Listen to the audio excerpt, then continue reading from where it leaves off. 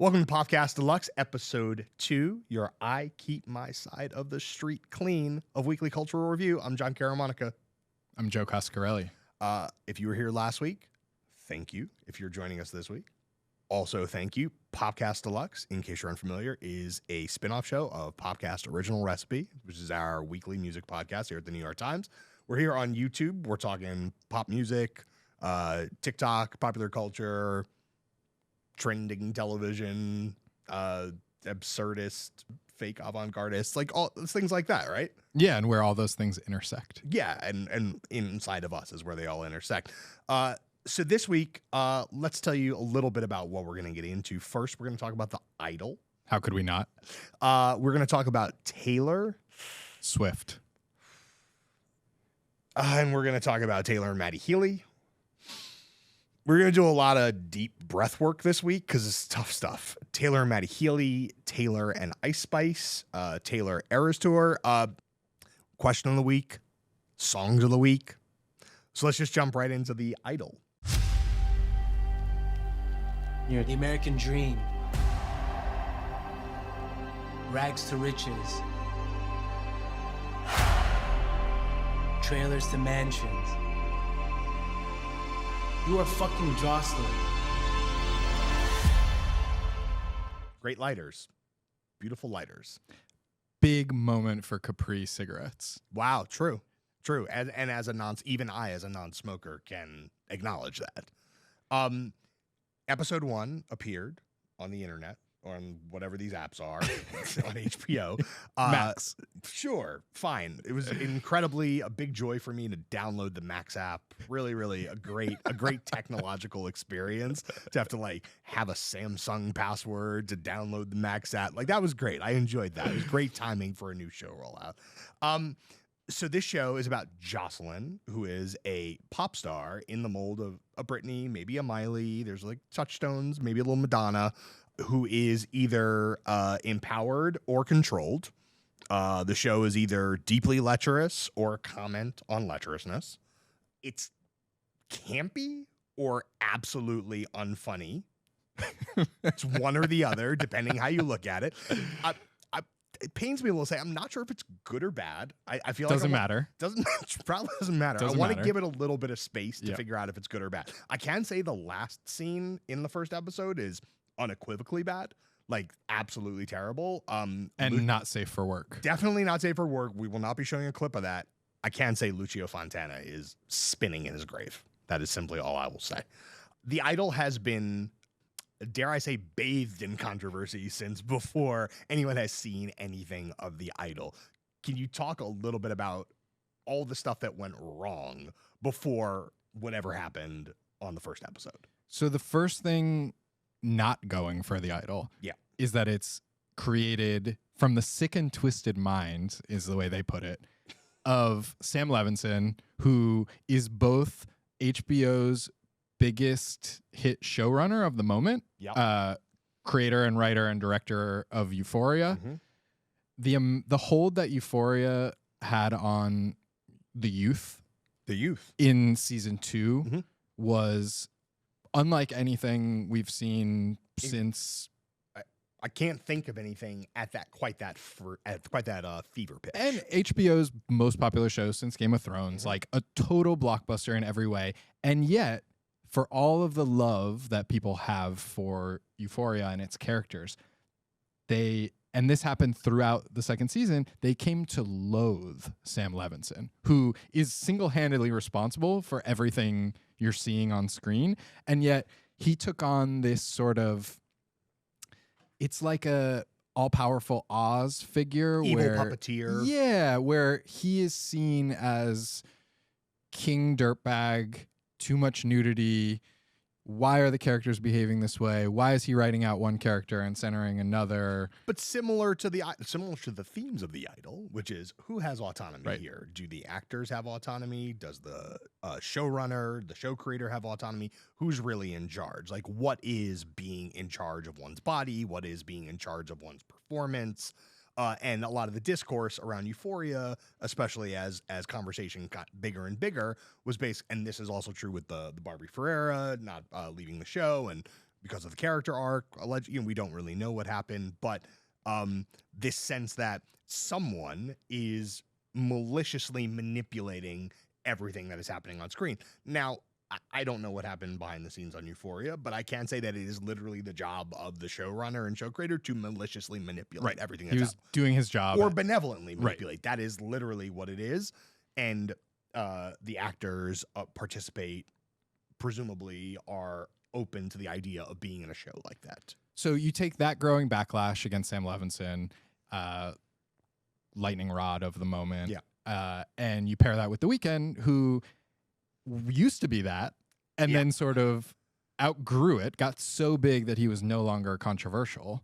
You would think. You would think. And then by basically returning to his sleazy, quote unquote, past in this character, Tedros, that he plays, a nightclub owner with a rat tail in The Idol, and also sort of basically he buried this question of whether you could separate his art from his persona and his person, and then he dug it back up and is now replaying it all over again in his first fictionalized life television show. Yeah, it's interesting because The Weeknd managed to somehow avoid that litigation.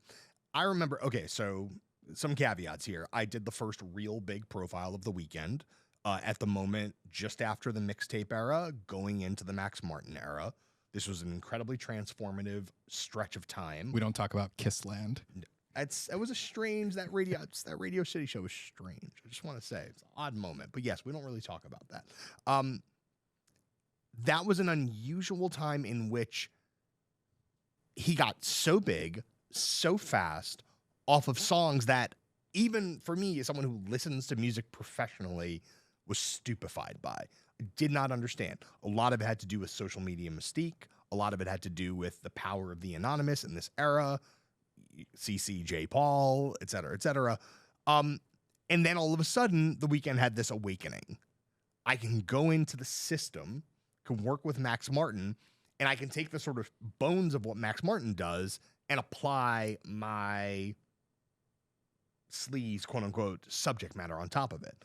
And then over time, he just became a very reliable hit maker with less and less controversial subject matter. Right. Blinding Lights, like one of the biggest songs of all time, not about anything gross. No, as far as I can tell. And also like the soundtrack for like maybe the most benign dance trend on the internet of any like dance trend that ever boosted a song to go somewhere. Except maybe Renegade. But it's interesting to see what The Weeknd has learned or not through the lens of this show.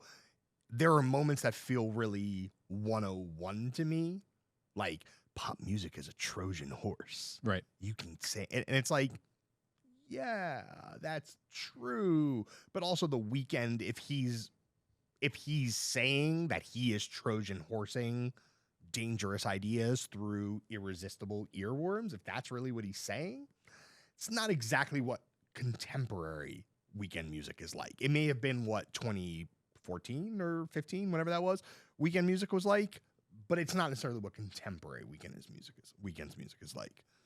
So then you take The Weeknd's cultural capital, you take Sam Levinson's Euphoria cultural capital, you pair them together to make this show that is, like you said, maybe sending up pop culture, I can't hero tell. worship and whatever. But the fact that we can't tell is that's like a red flag right off rip. Is that I don't know the answer. Sorry, I didn't mean to interrupt. No, and the other issue is before the show even premieres, A, they hold it back from critics. Nobody sees it before it premieres.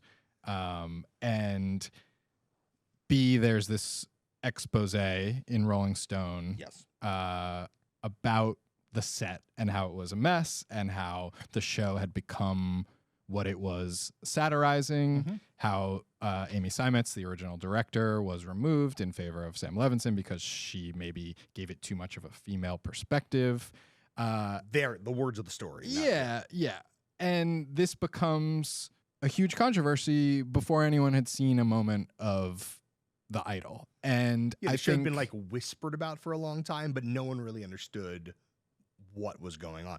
And this was a lot of people's first engagement. And I can't actually help but wonder a tiny bit of, who's having this conversation? Is this someone who wants to torpedo the show and like get it off the HBO schedule? Is it actually coming from inside the house? Is it people like trying to gin up controversy in order to get attention for it? I simply don't know. And so then you have this sort of rush to condemn the show. It premieres at Cannes. Immediately, every review across the board is negative. I think it on Rotten Tomatoes. Like the lowest. The lowest score ever. Just like, and you have the creator sort of saying, no, you guys don't understand. None of this is true. And the controversy is going to help us. Sam Levinson's line about it is like that he turned to his wife when the Rolling Stone thing came out and was like, we're about to have the biggest show of the summer. And then here it comes on HBO, first episode, and it's fine. It's not dangerous. It's not as dangerous as it thinks it is. Here's Definitely what I'll say. Not as dangerous as And it this is it's going to sound like I'm trolling, but I'm not. As with literally everything we say, right? First of all, just if you made it this far, and what Joe just said is true of literally everything that we say. We may sound like we're trolling, but we're not. I had more fun watching the premiere of The Idol than I had watching this entire season of Succession. Oh, with maybe the exception of the election episode, which I thought was by far the best episode of the season. Succession is over. The Idol took its spot. I'm so relieved. We'll maybe get back to the Succession thing. I'm so relieved. I want to. Okay, okay, but okay. So the Idol emerging at this moment actually made me think of something you said last week. You're talking about the Dare. You're talking about post-pandemic, post-Me Too. Yep. We're talking about a show that emphasizes physical contact, sweat, dancers in clusters, hands all over each other. A very, very greasy approach between Tedros and Jocelyn of picking up and touching various body parts. There are all these lingering close-ups of the Weeknd's hands, gripping things really I thought a lot about what you said last week, and it does feel like a show designed to, at minimum, be a litmus test for how much sleaze and sweat there's an appetite for in the wake of 2 or 3 years of relatively hands-off, and obviously that's not true of everything, Euphoria, et cetera, but it does feel like this is a test. Yeah, and they've said as much. So Sam Levinson, Lily Rose Depp, and The Weeknd, Abel Tesfaye, did an interview, which is very rare, especially for Levinson, with our colleague Manola Dargis. Shout out Manola. Shout out to Manola, legend. Give her prize, etc. Yeah, truly give her prize. And they said as much. They were like, this is a provocation. We're saying things you're not allowed to say anymore, et cetera, et cetera. The show, in its first episode, I thought was very on the nose. But I also think everybody in a rush to say that it's bad and that it's bad for women and that Lily Rose Depp shouldn't be as naked as she is, which again is sent up in the opening scene of the show in which she's doing a photo shoot, wants to get naked, and they say the intimacy coordinator who gets played for a fool, basically. Right. And she's like, what, I don't even have control over my body anymore? We have to do 2 days of paperwork. Right. And of course, in the punchline, of course, being typically it's people encouraging the female pop star to become more provocative. Here it is, ostensibly the female pop star making that choice on her own. Although, of course, by the end of the episode, you're meant to question exactly what the meaning of agency is. But there was something that they were saying in their interview with Manola, which I thought actually they might be giving away more of the show than they meant to, because I think they're being defensive. Okay. And they're basically hinting, and I think you got this in the not so subtle scene where Jocelyn and her assistant, played by Rachel Sennett, are watching Basic Instinct. I was just, that's literally, it's right here. It's right here. And they were like, well, we're going to find out who the bad guy is. We're going to find out who has the power, wink, wink. And I think, and they also, something The Weeknd did, Abel Tesfaye, in the same interview, was to come right out and say something that was not made clear to me in the pilot, which is that Tedros is meant to be pathetic. Oh, I actually don't agree. I think that was in there. I think the moment when he comes to the house and he's prepping and say, hello, angel, 3 or 4 different ways. Also, the first thing I think of when I see Tedros, literally the first thing I think of is the pickup artist. Meet the world's most successful pickup artist. A man who goes by only one name. Mystery. What I thought of the first time I saw Tedros was the pickup artist. It's mystery. It's the game. It's that era of men dressing in like unexpected peacocking ways in order to charm or dupe women. This is, of course, a terrible thing, which do not recommend and do not advocate for, but the extremity of the Tedros look, the rat tail, the particular patterns on the clothing, the rings, it all seemed to me based on a pickup artist. And that reality show, if everybody remembers that reality show, not a great moment for American pop culture, but I bet if Tedros had existed at that time, there would have been a photo of Tedros on the wall for those guys to be like dressed like that. Right. That's how it felt to me. So you think that to me communicates he's a little bit pathetic. Right. Okay. So I think that this will likely become clear as the show moves on what the exact power dynamic between Jocelyn and Tedros is. Yeah. So just to run down really quickly what we saw in the first episode, Jocelyn is coming back from a nervous breakdown, the death of her mother. She has a comeback single ready to go. I'm just a freak. I'm a freak or just a freak. Which is funny because they play it so many times and it's obviously written by The Weeknd, at least in part. And like, but then dumbed down. Like there's like good hooks in it. And then they just make the lyrics as bad as possible. You think it's produced by LePatin? Maybe OPN. We got to look at the credits. Some of the music, but yeah, I wonder if it was produced by him. So it's supposed to be a disposable pop song. She's insecure about it, but she's gearing up to do this big comeback. She's doing a photo shoot for the cover art of whatever the album will be. Yes. And her team finds out that there is a leaked explicit revenge porn is how they're spinning it. Photo of Jocelyn that hits the internet. Simultaneously, she's being interviewed for a Vanity Fair story. Yes. So to me, this insideriness was the most successful part of the pilot. Obviously, it speaks to us because we've seen this live that life behind the scenes. We've been there. Troye Sivan as the creative director, I thought spot on. So The cameo by horror director Eli Roth coming in and playing the Live Nation guy. And what, they didn't want Eli Roth to direct the series?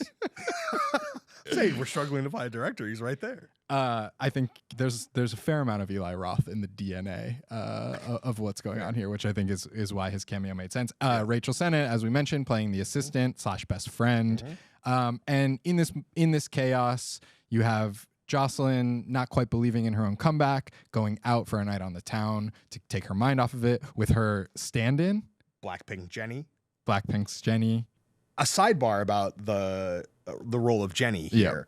K-pop stars are so tightly controlled contractually in their actual careers. I was really struck by how intense the Jenny moments were. How much is alluded to or suggested in the Jenny moments.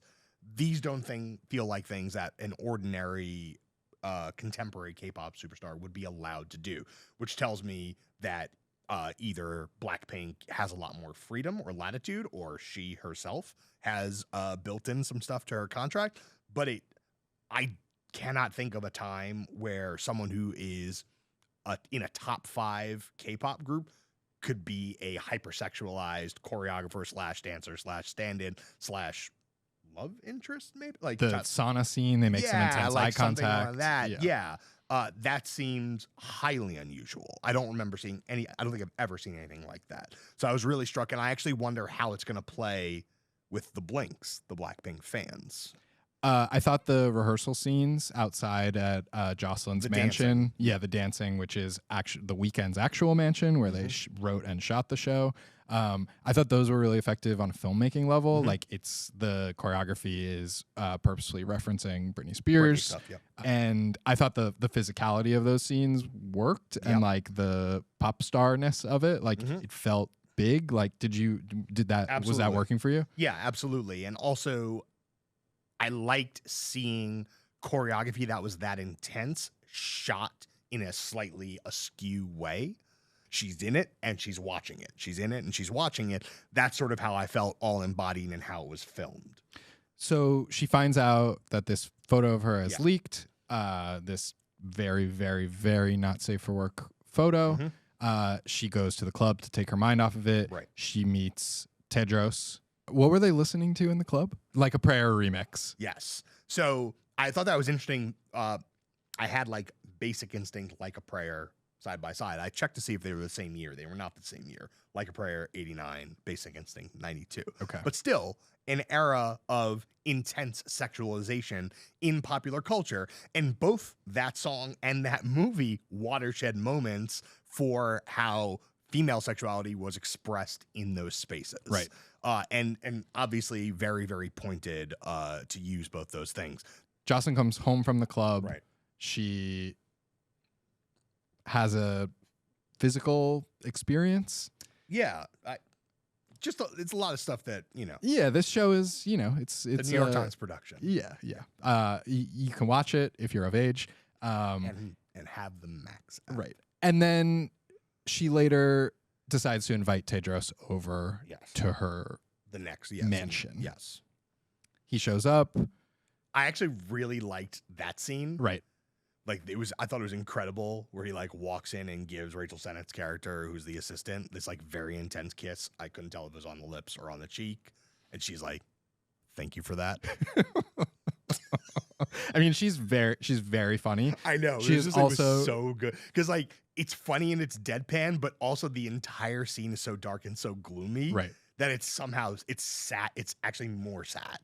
That role, I mean, the best friend / assistant, like how many of those have we met in of our course. lives? It's Like so it's on- like yeah, absolutely. really, Really really good. accurate Yeah. and good. But even right before that scene, the shot of like her gate opening and he's standing there. Oh yeah. He compared it in his interview with Manola to Dracula. Yeah, I mean so the other thing I was gonna say is it's a pickup artist and then he's a vampire. And he's definitely trying to vampire her, Of course. her young creative juices, Mhm. but she is also looking for validation, inspiration, and I think the note it leaves us on is that she is somehow going to have her third eye cracked open. Honestly, I do think people have jumped out on a limb to condemn this show without letting it unfold. Like, I I just agree. want to see I just gotta- where yeah. they're going. Can they land this plane? That's sex. This is sex. That's sex. Quick pivot to something else here. We're gonna talk a little bit about Taylor Swift. We're gonna do it in a second. It was like a very, very, very busy week or two in Taylor Swift. We're gonna talk about all that stuff. But I think we should talk about other collaborations first. Okay. Let's do songs of the week. All right. What do you got? I have Sprinter. Sprinter.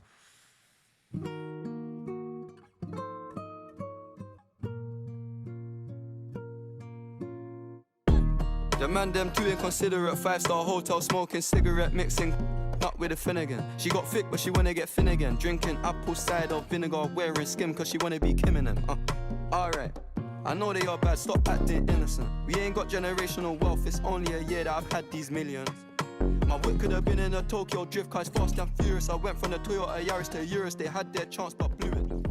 Now this gal want me and her, I'm rich, let's do it. Take a look at these. This to me is Central Cee's Churchill Downs record. Okay. Say more about that. Okay, Churchill Downs. This is Jack Harlow and Drake. Jack Harlow wants you to know he can spit, that he can go bar for bar. He's inviting one of his heroes onto the record and saying, basically, do your best. Now, Drake does kind of like lightly outdance him on the record. But Drake's, Lightly. okay, Drake does outdance him on the record, but you're inviting a beast into the room. It happens. I don't know exactly what Central Cee and Dave's relationship, but Dave's definitely an elder. He's been around a lot longer. Sure. I really, really like the complexity of Central Cee's rhyme. Central Cee, especially coming off of Doja. So Doja is the big Central Cee song that samples Let Me Blow Your Mind, the Eve record, Even Gets Funny record. And I remember at the end of last year thinking like, it's like Central Cee's really good. This is a little bit, it's a cheap ploy. Sure. It's a little bit like, how do I get a pop hit? Not It a worked. problem. It absolutely worked. I wrote a whole thing at the end of last year about how a lot of people tried that, Jack Harlow included. It was a very busy year for people ripping off obvious pop songs. And it's carried well over into 2023. This feels like deliberately a pushback. I think the Central Cee verses are really good and complicated. I think the Dave lines are really good. Spend my money like I hate my stack. Great. Heard that girl's a gold digger. Can't be true if she dated you. Wow. Dark. I mean, these are two UK rappers. Yes. Sorry. Yes. Which For I think all is our European viewers. Yeah, which is crucial in this dynamic because I think Doja by Central Cee was very much a crossover record in that it played in the United States in a way that UK rappers don't often get. Yeah. Dave, an early Drake cosign many years ago. But never has had a crack through Exactly. US moment. Mm-hmm. And I think if they're sort of doubling down on this record, Sprinter, it's for their day one audience and not for their crossover audience. Do you think this you song... think it's like it's a retrenchment to that's- me. Or do you see this song having potential legs as a song of the summer candidate in the United States? No, not in the United States. But I don't even think of it as like an old British audience record. I think it's a way for Central Cee to build upon what has been a very successful run thus far. Oh, what's he say? Like, what's the line? Only had my millions for a year or something? Yeah, really. Great line. Yeah, evocative. Drake-like. It's only a year that I've had these millions. A more British syntax than you imagined. I just need a Kleenex, man. It's literally beautiful. It's a beautiful, beautiful line. It's beautifully phrased. If I ever have millions of any kind, I aspire to say this in some context. And to me, I think what Central Cee is doing is suggesting to people who might be skeptical of the speed of his ascent, I'm respected by the OGs. Like and that to me is not a step back. That's actually a step forward. It's basically like, I have these catchy songs. I had this insane pop crossover song. Now, look at me. But it's not a step back. It's a step forward, adding legitimacy on top of success. And that brings us back to it being his Churchill Downs, which is Harlow saying Drake will get on a song with me, even though you think I'm this random white rapper pop guy. Who did What's Poppin' and now like can't be taken seriously or is only doing basically like meme rap. I think this will be really effective for building Central Cee in the sort of core audience. No, I don't think in America it's going to do anything, and that's okay. Like, I don't think it has to do anything here. If all he's known for is Doja, or if that's the thing he's most known for, I think that's an okay thing for now. But I think the career that he's going to have overseas on home turf, this really, really goes far in helping his case there. The other big collaboration. So many collaborations this week. So many collaborations. Really, really hectic. On Friday, Latto, the Atlanta rapper, put out the remix of Put It On the Floor Again with Cardi B. Another great Cardi verse. Wow. Cardi has not put out an album in 5+ years. Was that when Invasion of Privacy came out? I think so. I was 12 years old when Invasion of Privacy came out. Is that what you're telling me? Yes. Oh my God. And I was a toddler.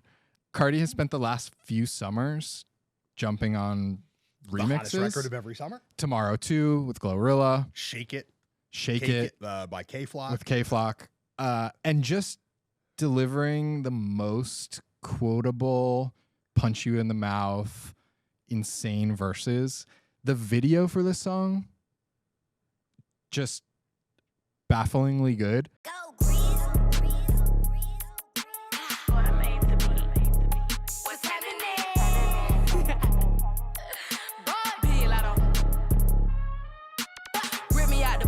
I've been acting brand new. Bitches acting like they running shit they really ran through. I spend that 500 before I ever trap you. They thought I was gonna fall off. I hate to bring you bad news. Through so many racks, a bitch can't even see the flow. From Atlanta to LA, the only time I'm back and forth. The energy in the song is conveyed perfectly in the visual. Yeah. Take notes, Sam Levinson. That's real empowerment right there. I mean, real empowerment. Yeah, true. like this. I think this song is going to be humongous. I think instant song of the summer contender. Yeah. Though I often think that's fake, but like the construct of Song of the Summer, but Hot 97, Oh yeah. not to mention every rap station in the South, is going to play the hell out of this. Got her lurking on my page before she feed her kids. Yikes. It's beautiful. It's beautiful. It's beautiful. What can you say? It's beautiful. We're in a Perfect lines. cold war of female rap collaborations. Oh yeah. Oh yeah. We can talk about this more in depth maybe another time, Yeah. but on one side is Cardi B. Nicki Plus. On one side is Nicki Minaj, who they've chosen to align themselves with of the new class, who the new class has chosen Is to placing align their bets themselves with. with in terms of the figureheads. Yeah. Ice Spice did a record with Nicki. There was some suggestion that Cardi was poking at Ice Spice in the video. Yeah. They both played Summer Jam last night. Yep. Cardi and Ice Spice. Mhm. Some shots maybe thrown. TBD. Like we don't. Annie. We're not. This isn't that kind of podcast. Songs from Annie were played. It's shaping up to be, as Cameron would say, a hot summer. Hot summer. Ice Spice had a less controversial or more controversial remix. Karma remix. Karma, Taylor Swift song.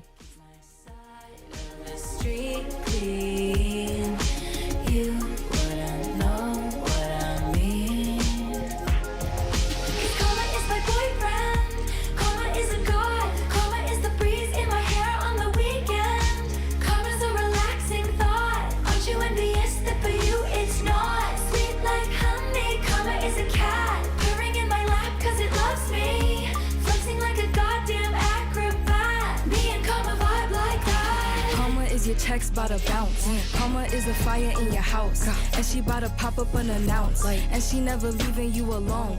Watch her put your ops on a throne. Got you waving pretty white flags.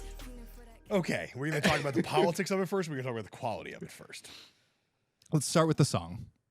It's too slow. You don't like Karma off. I don't like original Karma. Right. This is better. Ooh. Yeah. Ooh. Really? You don't think? Oh, okay. Interesting. To me, this version of Karma is a little bit better. Feels over on the whole a little bit punchier, a little bit meaner, a little bit like feistier. Mm-hmm. The thing with Ice Spice and the thing that made me struggle with this verse a tiny bit, Ice Spice makes a lot of sense at a fast drill PPM, even like a pop drill, which is ultimately what Riot, her producer, really, really good at, is taking drill drum patterns and rhythms and rendering them kind of without the skittishness. And her very like punchy, like monosyllabic flow bounces really, really well on that kind of production. Karma, the first half of the Ice Spice verse moves really slow and doesn't quite feel true to Ice Spice. The second half gets a little more interesting. There's a little bit more syllabic interplay. It's a little bit more complicated, and it feels better to me. I also like that she kind of like drops out before like the 4 count on the last thing. I don't like love the verse, but like the second half, it was like a little bit more redeeming than the first half. Ice Spice doing her ad libs behind Taylor. Love that. Great. Like, absolutely. Yeah.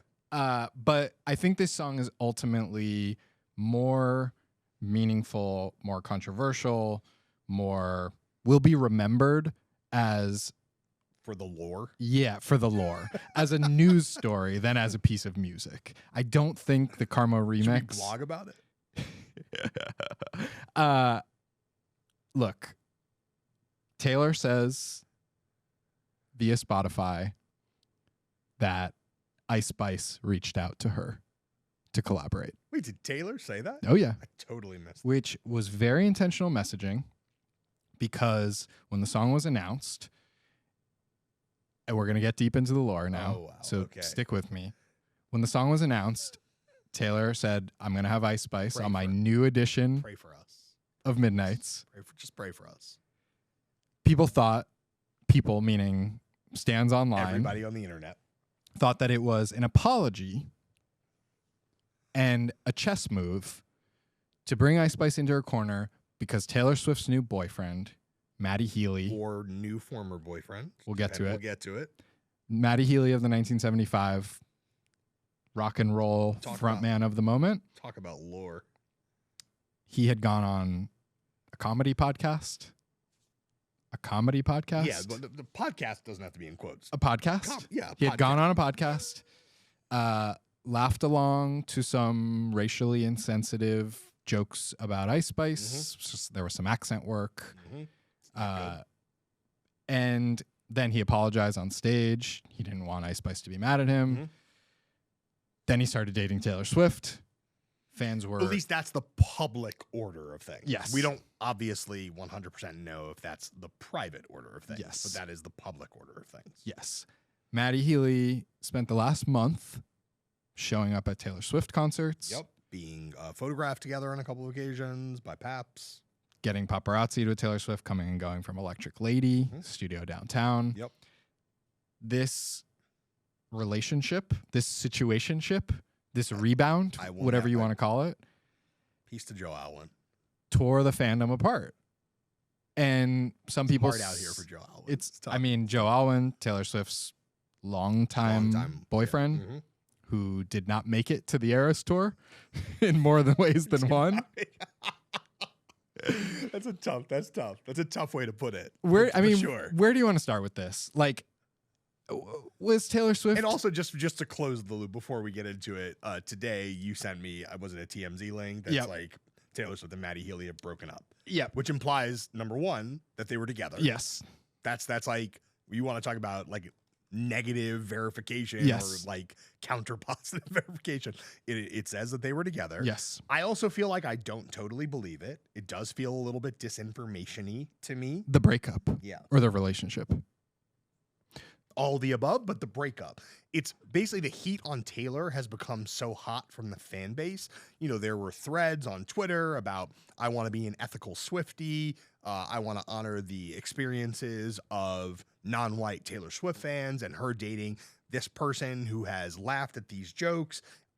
People were really pushing back, and obviously the Taylor overall brand has to be maintained. So there is something, to me, lightly potentially disinformation-y about, in the immediate wake of that blowback, saying, you know what, it's over. And then if they're continuing in private, they're continuing in private. I just don't know. So in addition to the anonymous TMZ report, which look, say what you will about TMZ, they're usually right. They're usually right. Celebrities feed statements through TMZ. They feed information through TMZ. TMZ doesn't keep inaccurate information up for very long, almost all of the time. I say this as a close watcher of TMZ and a fellow journalist. Yeah. But right before we started filming, Entertainment Tonight also got a anonymous statement about the Taylor Swift breakup. I'll read it just for the record. Great. Taylor and Matty broke up. They are both extremely busy and realize they're not really compatible with each other. Oh, wow.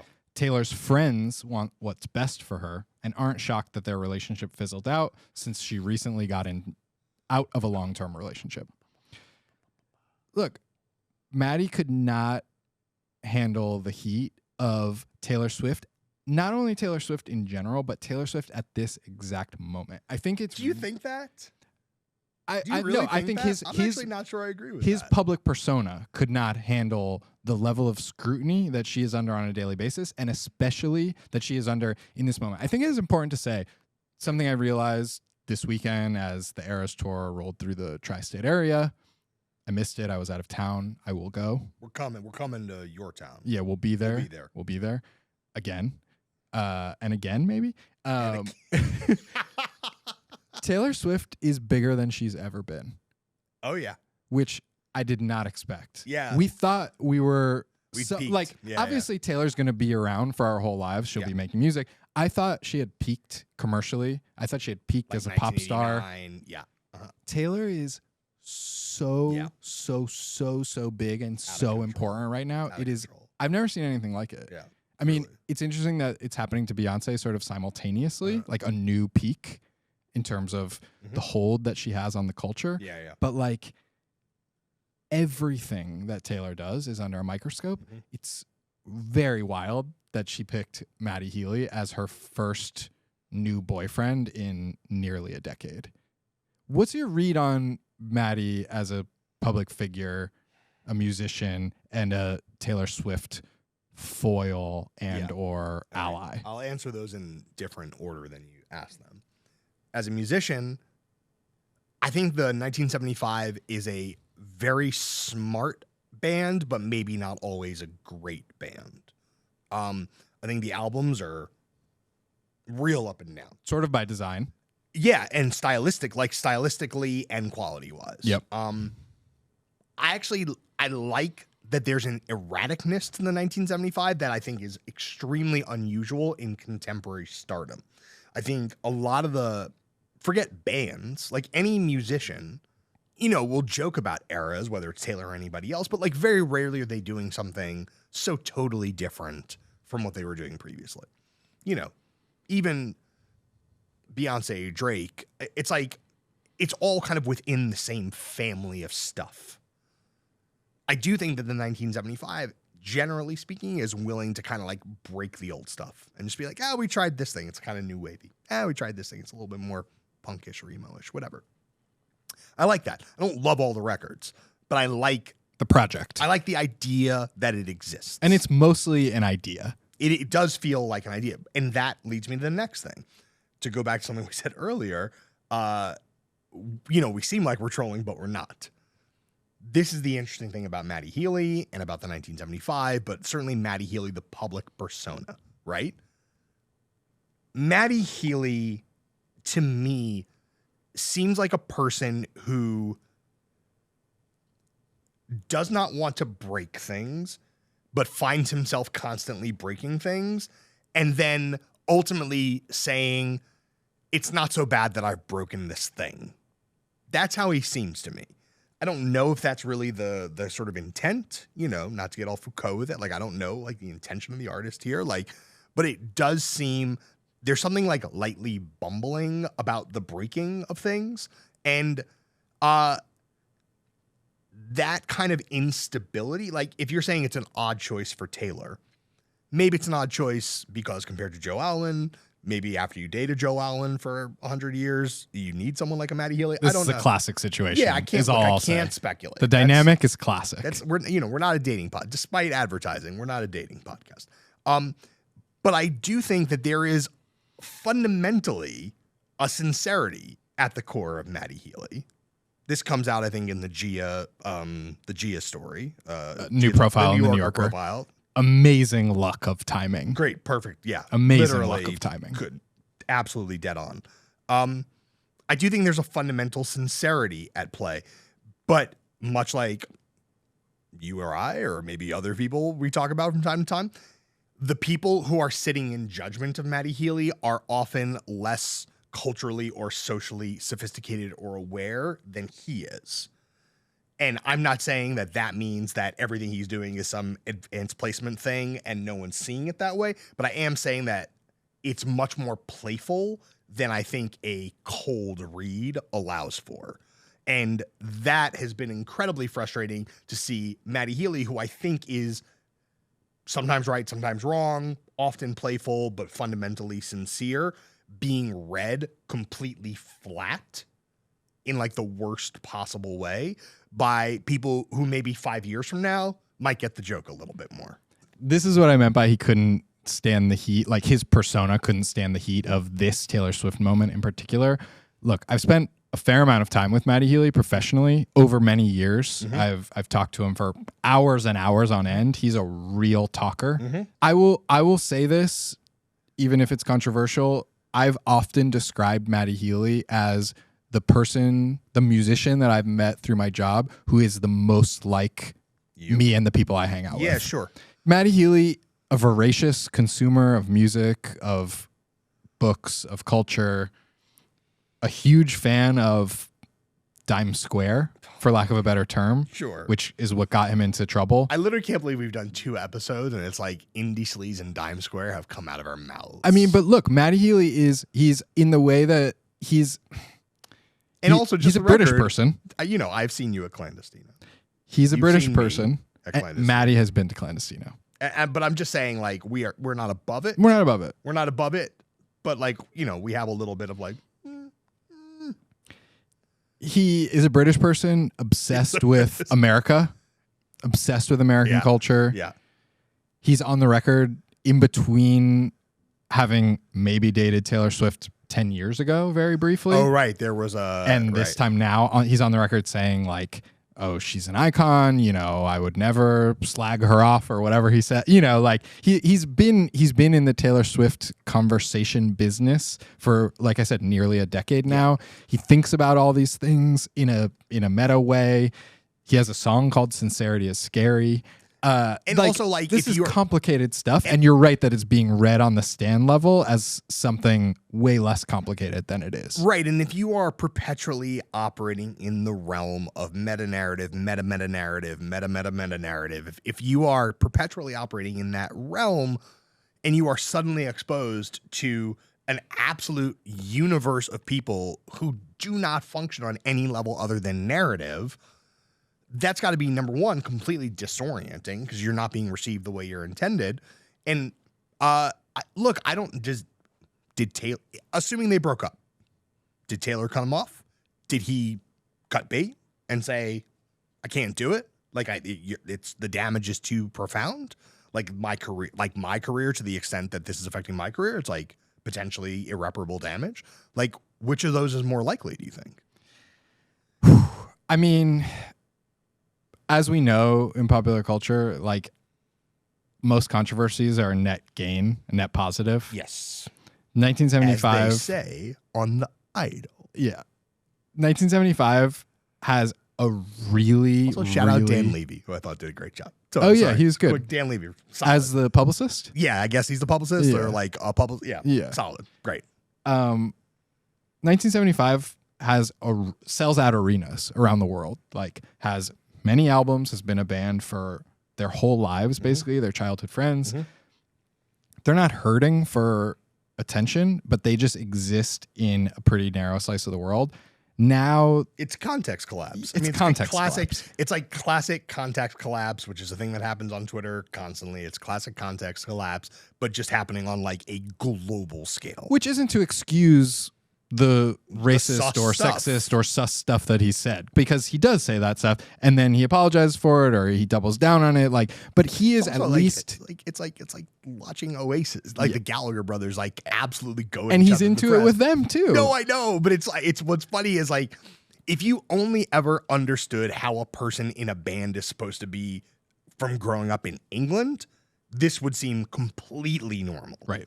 But coming up through the lens of American pop star fandom, it feels absolutely foreign, absolutely unhinged. But I think that he's going to get through it because this is what he does. This is at a higher level than has ever happened. But I don't think it's folded into the thing. Yeah, but I don't think even love, can withstand the Swiftie army in 2023. I think they just never had a chance. We're going to get some music out of this from both sides. Oh, yeah. Like, no doubt. Like, maybe really soon. I mean, like, they're going to want to strike while all of this is still in the world. Please let us know which Eras tour stop the new song is going to get debuted. I'd like to have a little bit of a heads up on that. I just, like, do you think this hurts Taylor?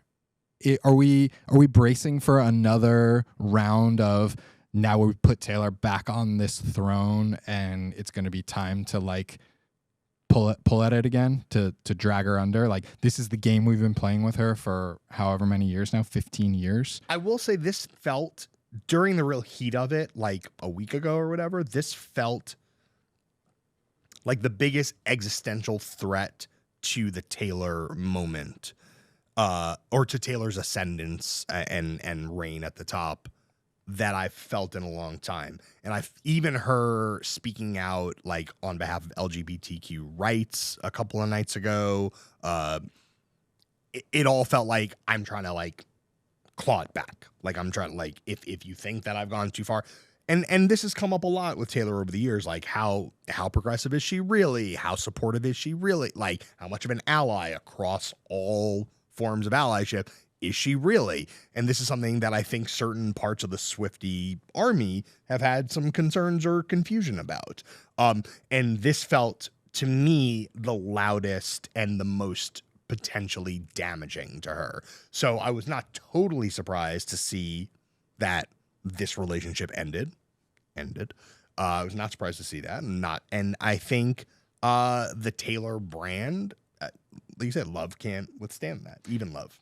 And we also, I will say, even before the breakup, had the backlash to the backlash, which was people asking, why does Taylor have to be responsible for the behaviors of grown men? Right. So that's out there too. I think, the Eras Tour is going to go on a couple more months. At least. She's going to travel the world. She's going to put out more and more music. Speak Now, Taylor's version is coming with all the vault songs. Dear John is on there. Speaking of Talk about top 5 Taylor songs of all time. And problematic boyfriends. I just think we've been here before. We've been here before and we'll be here again. Yeah. But I don't think Matty knew what was coming for him. It's funny, like I know that's a natural ending point, but I do want to say I don't think he knew what was coming for him, but I think he knew what fire he was playing with. I do think he knew that. I don't think this is not like an unfamous person. This is not an unfamous person. No, he's a professional fire juggler. Literally, it's the work. Now, was this fire 50 degrees hotter than maybe he anticipated? Possibly. But I don't think he went in there thinking it wasn't fire. I don't think he went in there thinking, I can't make something of this. I'm not saying it was purely cynical, but I think on some level, that's the art. The art is the music, the art is the songwriting, and the art is the living. And with Matty Healy, frankly, more than most. Should we take a question? Boy, should we. Let's take a question. Every week we're going to take a question. This one's from the Discord. Shout out to the Discord. I should say, get in the Discord and get in the Facebook group. It's tinyurl.com/Popcast Discord or /Popcast Facebook. Big conversations going on in both. We've got in the Discord various channels. There's mailbag channel, and this comes from the mailbag channel. And if you're not on Discord, you could leave us a question in the YouTube comments. Absolutely leave in the YouTube comments or email us, popcast@nytimes.com. We are reachable, fully networked. Okay, here's something from the Discord. This is from Ace of Cups. It seems like we've had an uptick in the number of pop star documentaries. Everybody from Demi Lovato, Taylor Swift, Selena Gomez, Charli XCX has come out with their own film in just the last 5 years, and some are even submitting them to festivals for awards. That's rich. What awards are these movies winning? It's just very rich. Like I don't know if it's true, but if it's true, LOL. Video Music Awards. Yeah, People's Choice documentary about a pop star that was approved by the Pop Star Award. Yeah, that's everybody's a winner. Why do you guys think so many celebs are embracing this medium to tell their stories now? What do you guys enjoy about these documentaries, and who would you like to see make one? Well, MGK already made one. Do you know what the arc of the MGK documentary is? I know what the arc of the MGK fictional film that stars Lil Huddy. Didn't see that one. I think the documentary, which is called Life in Pink, is about can he get his second #1 album? Like that's the tension. Yeah. So the documentary takes place in a record label office where a bunch of mid-level executives try to determine what other albums are coming out on various weeks to make sure that this album comes out on a week that basically like Bad Bunny's not coming out. Yeah, that's exactly what the documentary is about. Yeah, I'd like to see that. And Megan Fox, and also Megan Fox. Right. MGK. There's that great tweet. He did that freestyle a couple weeks ago where he's like going at Eminem and like someone tweeted. I can't remember. I'm sorry. No. He's not mad at Eminem this time. It's Jack Harlow. Oh yeah, Jack Harlow. Right. Sorry. Say again. So he's like, no, just it's fine. He's mad at Jack Harlow, and then someone tweeted like MGK turns into Rakim when it's time to diss a white rapper. Incredible, best music criticism in the last 20 months. Great. Pop star documentaries. The best part of them is the access. We're going to say something nice. The best part of them is the access. We also did an episode of Original Popcast a couple years ago on this exact question. Yes. Not much has changed since then, but we do talk about a bunch of these films. Taylor Swift, Billie Eilish. Blackpink, which is my favorite. Blackpink. That's the one that I like the best, which is called Light Up the Sky. Right. The answer is that there's a boom in the need. Money. Yeah, there's a boom in the need for streaming content. There was. Maybe it's cooling. Yeah. famous people reliably clicked on in every format. Really good for the streaming services. Good thumbnails on a streaming service. Good thumbnails. Really good thumbnails. We love a good thumbnail. We love a good thumbnail. Look, these are not journalism. Although they pretend to be. The Billie Eilish one pretends to be.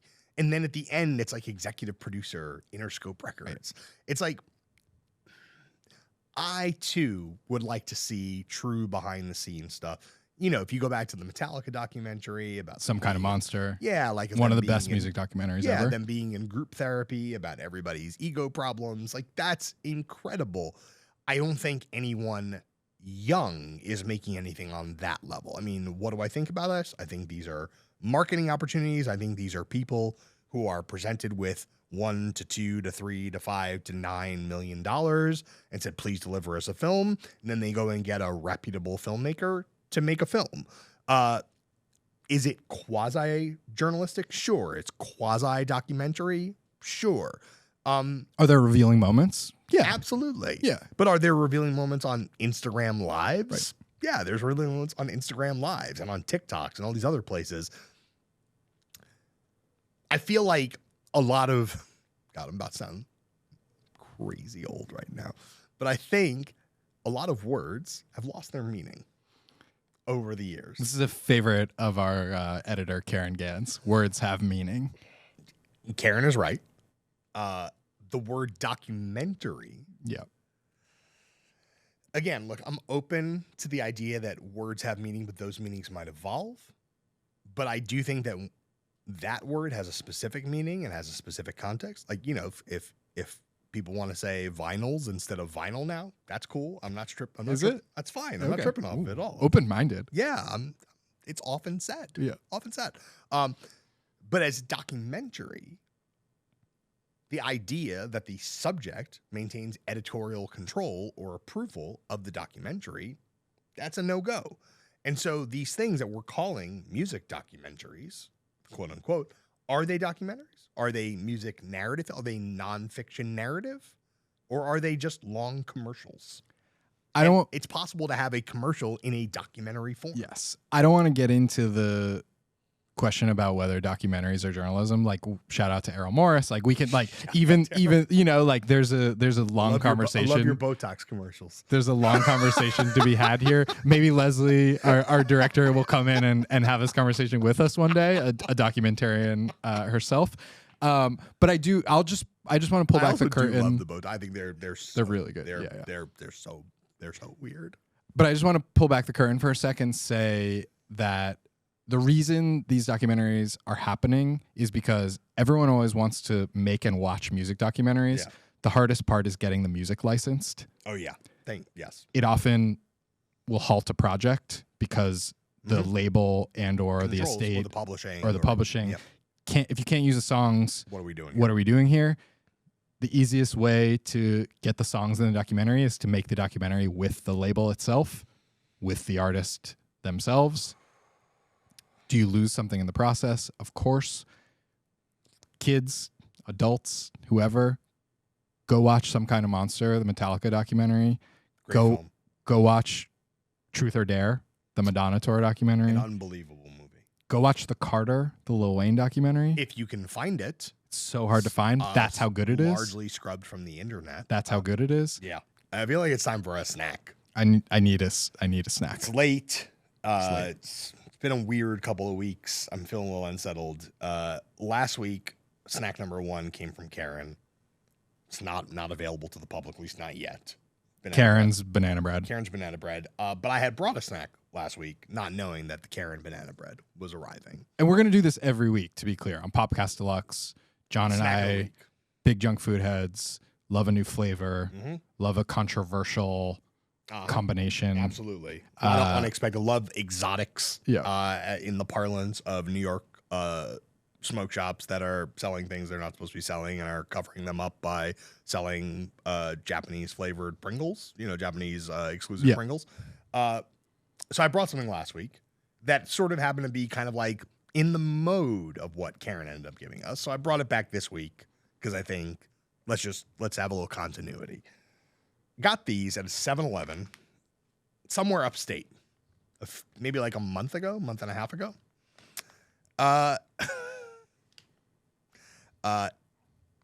D's nuts. D's, D-E-E apostrophe S. I don't know who D is, but these are. I'm scared of these, to be clear. They're banana flavored. Okay. Naturally and artificially flavored. Yeah. Clearly. We know. Yeah. Trust me. Thank you. Clearly. Nanner pudding seasoned. Vanilla and banana pudding gourmet seasoned peanuts. My main concern about these. Also, like, I've never seen these before I found them at the 7-Eleven. Never seen them subsequent. I do not know what the distribution mechanism of this product is.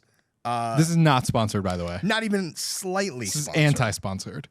We're gonna say what we mean. My main concern about these is that they We're could like have Keith Lee. they could have been on the shelf at 7-Eleven for 2 decades. Okay. I mean, first of all, they smell the artificial smell Oh, okay. It smells like peanuts, and not nanners. Okay. Let me just say, the first flavor has nothing to do with the second flavor. That's totally accurate. Also, here's what's crazy. The first flavor is what's on the inside. Yeah. And the second flavor is what's on the outside. How's that possible? I think I got it in reverse. Okay, I got it. I got the peanut first, and then I got the nana. No, I got hit over the head with a banana runt, and then I just ate banana runt. and then I just ate a normal peanut. Oh yeah, these are not good. Yeah. Were we doing ratings? Or just, Yeah, I mean, this is a 2 out of 10. 5 or 6? You're gonna eat the rest of this? No, but it's like it's not long car ride. No, Pop in at 7-Eleven. no. Get this over the course of an hour or two. Big Thief on the radio. That's what goes with nanner. Just going right in. I guess simply what I would say is these exist. Barely. They do. That's our show. Leslie Davis is our director. Thanks to Karen Gans, Pedro Rosado, the studio managers, the video team, Nelga Logley, everybody who makes this run seamlessly, and despite appearances, does run seamlessly. So we appreciate everybody's help. Listen to every Popcast ever at nytimes.com/Popcast, and also watch all these episodes on youtube.com. Type in Popcast Deluxe. We are on the New York Times channel. That's where At NY Times, youtube.com/@NYTimes. Get the merch. Get the merch, t-shirts and stickers.